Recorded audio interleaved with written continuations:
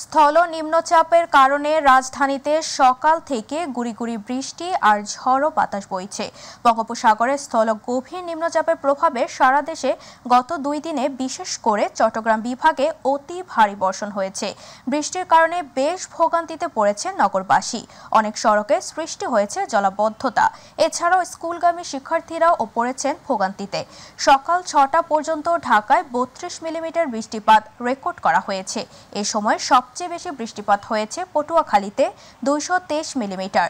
এর মধ্যে কক্সবাজারে চলতি মৌসুমের সর্বোচ্চ বৃষ্টিপাতের রেকর্ড হয়েছে। আবহাওয়া অধিদপ্তর জানিয়েছে ঢাকা সহ সারা দেশে আজও বৃষ্টি থাকবে। কাল থেকে বৃষ্টি কমতে পারে।